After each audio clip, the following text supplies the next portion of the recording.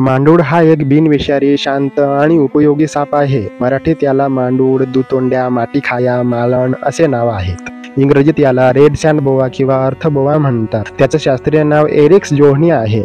तो अजिबात विषारी नाही. तो माणसाला कधीच चावत नाही. तो फार हळू सरपटतो, त्यामुळे फार धावू शकत नाही. मांडूळचा रंग लालसर, तपकिरी, पिवळसर किंवा फिकट काळसर असतो. त्याची त्वचा गुळगुळीत आणि शरीर जाडसर असतं. त्याची शेपटी डोक्यासारखी दिसते म्हणून त्याला दुतोंड्या म्हणतात. हा साप जमिनीखाली लपून राहतो म्हणून तो फारसा दिसत नाही. तो मऊ, वाळवंटी आणि कोरड्या जमिनीत राहतो. हा साप रात्री बाहेर येतो. याला निशाचर प्राणी म्हणतात. तो उंदीर, घुशी, बेडूक, पाली, सरडे आणि लहान पक्षी खातो. तो शिकार पकडून त्याला घट्ट विळखा घालतो आणि मग गिळतो. तो अंडी घालत नाही तर थेट जिवंत पिल्लांना जन्म देतो. एका वेळी 4 ते 18 पिल्लं होतात. पिल्लांचा रंग आईसारखाच असतो, तपकिरी आणि त्यावर काळे पट्टे. पिल्लं मोठी होताना पट्टे हळूहळू नाहीसे होतात. आई मांडूळ आपली पिल्लं थोडे दिवस काळजीपूर्वक जपते. मांडूळचं आयुष्य 15 ते 20 वर्षांपर्यंत असू शकतं. तो फार उपयुक्त आहे कारण तो उंदीर खातो आणि शेताचं रक्षण करतो. शेतकरी त्याला शेतकऱ्याचा मित्र मानतात. काही अंधश्रद्धांमुळे मांडूळ सापाला कोट्यवधी रुपयांना विकलं जातं. हा साप बेकायदेशीररित्या विकला जातो पण तो गुन्हा आहे.